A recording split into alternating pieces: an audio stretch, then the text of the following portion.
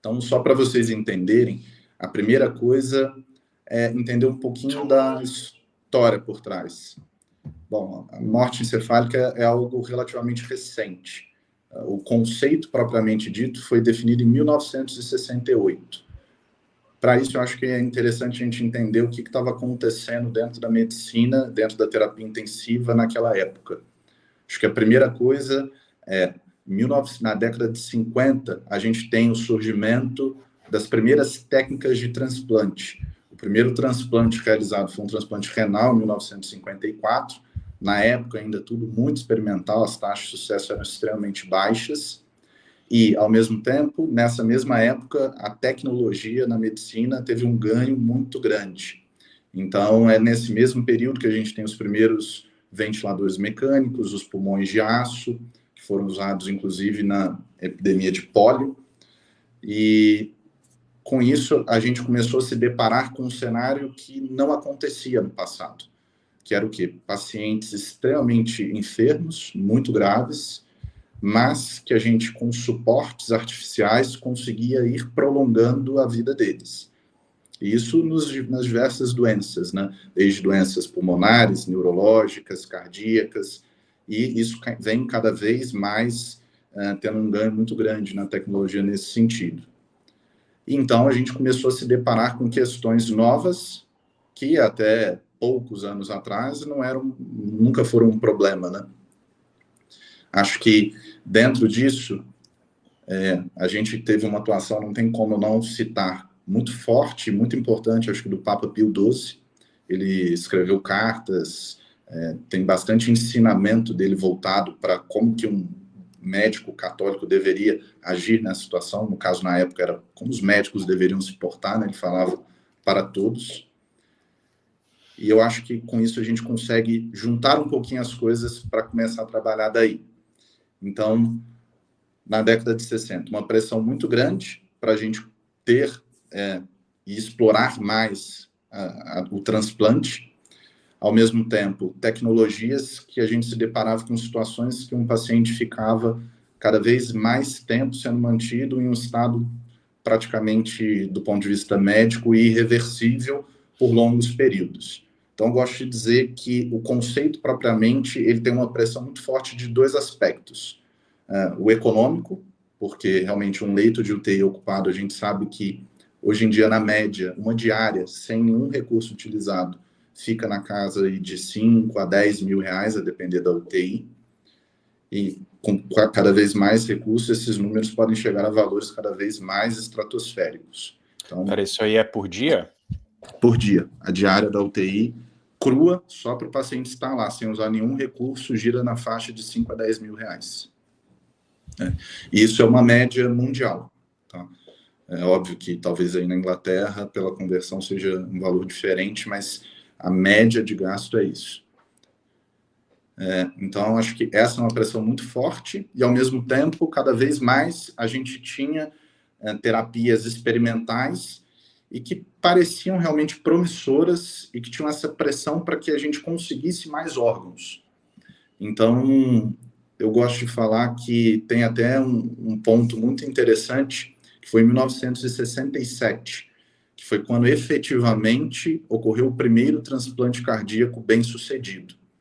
Até se o Rômulo conseguir abrir, é aquele artigo do Historical Review do primeiro transplante. Esse paper, ele faz mais ou menos uma descrição, é até engraçado, porque é um paper de um jornal africano, eles exaltam isso bastante, mas se a gente for olhar um pouquinho a história, o que está no artigo, acho que é até um pouco preocupante, assim. Na época, vários dos países tinham legislações que protegiam muito bem os pacientes nesse estado de condição gravemente enfermo. Só que a pressão era muito grande para a gente obter técnicas de transplante, obter órgãos. Então, em 67, um cirurgião, Christian Barnard, ele resolveu ir para a África do Sul, porque lá não existia tal legislação. Tinha um paciente em morte cerebral e ele performou o primeiro transplante cardíaco com sucesso. É interessante também dizer que o paciente viveu 16 dias, o que recebeu o coração. Acho que isso só corrobora tá aí a foto dele, o quão experimental era e como as coisas foram feitas, que acho que até de um ponto de vista materialista hoje seria considerado completamente antiético, né? Mas muitas vezes a gente vê esses atropelamentos aí da ciência. Então, pera lá, então você tinha um indivíduo com morte cerebral, aí os caras foram lá, tiraram o coração dele e deram para outro? Deram para outro, tudo experimental, e o que recebeu o coração viveu só 16 dias. Ele faleceu de complicações no pós-transplante.